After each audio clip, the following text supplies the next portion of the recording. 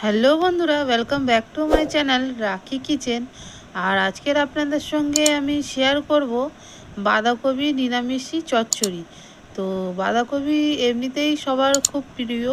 তো বাঁধাকপি নিরামিষি চচ্চড়ি চলুন আমি কি করে বানাচ্ছি সেটা আপনাদের সঙ্গে আমি শেয়ার করব।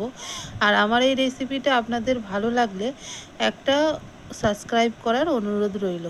তো চলুন বন্ধুরা দেখে নিই। তো আমি এখানে বাঁধাকপি বানানোর জন্য বাঁধাকপি কেটে নিয়েছি ঝুরি ঝুরি করে। আর আমি এখানে নিয়েছি আজকের ছোলা ভিজিয়ে রেখেছিলাম, সেটা নিয়ে নিয়েছি। আর আলু এখানে কেটে নিয়েছি। তো আমি এদিকে কড়াই বসিয়ে দিয়েছি আর তাতে জল দিয়ে সিদ্ধ করে নেবো। আমি তো নুন দিয়ে দিয়েছি। আর আমি বাঁধাকপিটা দিয়ে দিচ্ছি, আর আলু দিয়ে দেবো, আর ছোলাটা দিয়ে দেবো। দিয়ে আমি এই তিনটে জিনিসকে আমি সিদ্ধ করে নেবো। তো বন্ধুরা, আপনারা নুন দিয়েছেন যেহেতু, তো একটু নেড়ে চেড়ে নিয়ে আর ঢাকা দিয়ে সিদ্ধ করে নেবো এটা।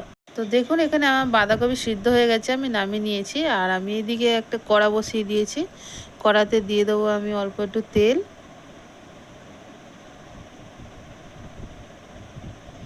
আর এতে আমি ফোড়ন দেবো, তেজপাতা দুটো দিচ্ছি আমি। আর জিরে ফোড়ন দেবো, গোটা জিরে ফোড়ন দেবো। যেহেতু এটা নিরামিষই, তো ওই জন্য আমি তেজপাতা জিরে দিচ্ছি। তো আমি এতে দেবো এবার, একটুখানি ভাজা হয়ে গেলে আমি এতে দিয়ে দেবো বাঁধাকপি সিদ্ধ করে রাখা আছে, আমি সেটা দিয়ে দেবো। তো আমি বাঁধাকপিটা আমি দিয়ে দিলাম। দিয়ে বন্ধুরা এটা ভালো করে নেড়ে চেড়ে নিতে হবে।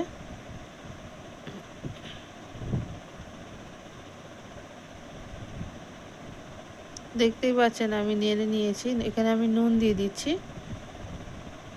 1 চামচ মতন, আর হলুদ দিয়ে দিচ্ছি।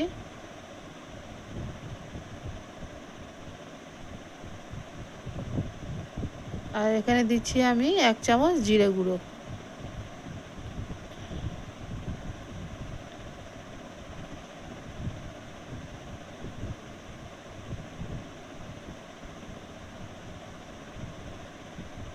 তো এটা ভালো করে নেড়ে চেড়ে নিতে হবে বন্ধুরা। আর এখানে দিচ্ছি আমি আদা বাটা।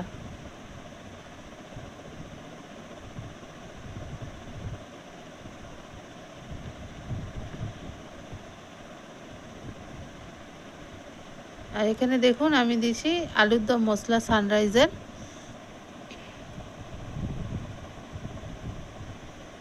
আর এখানে আমি দিচ্ছি গুঁড়ো লঙ্কা, 2 চামচ আমি গুঁড়ো লঙ্কা দিয়েছি। তো আমি এটা ভালো করে মিক্স করে নেব।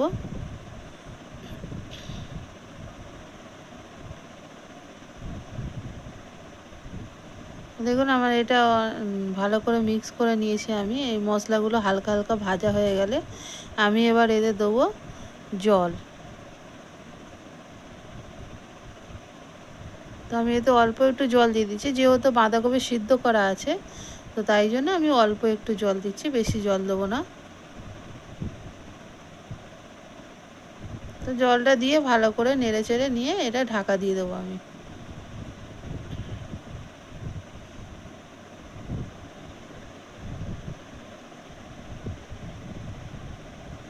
তা চলুন কিছুক্ষণ পরে এটা খুলে দেখছি আমি। দেখুন কি সুন্দর এটা হয়ে গেছে, পুরো জল শুকিয়ে গেছে।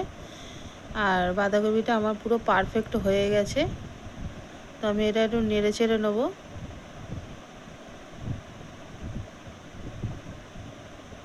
তো এতে আমি দেখুন দিয়ে দিচ্ছি, আমি গলিয়ে রেখেছিলাম ঘিটা, আমি ঘি দিয়ে দিচ্ছি। আপনারা ঘি দিয়ে দেবেন শেষে, দেখবেন নিরামিষ যেহেতু খুব সুন্দর লাগবে বন্ধুরা বাঁধাকপি চচ্চড়ি খেতে। তো আমি ঘি দিয়েই খাই। তো আমি এখানে ঘি দিয়ে দিয়েছি, আমার এটা হয়ে গেছে। আমি এবার এটা হালকা গরম মশলা দেবো, সানরাইজের গরম মশলা দিয়ে নামিয়ে নেব। যেহেতু আমি লঙ্কার গুঁড়ো দিয়েছি, ওই জন্য আমি গরম মশলাটাও অল্প দেবো, বেশি দেবো না। আর নিয়ে আমি এটা নেড়ে চেড়ে নিয়ে আমি নামিয়ে নেব।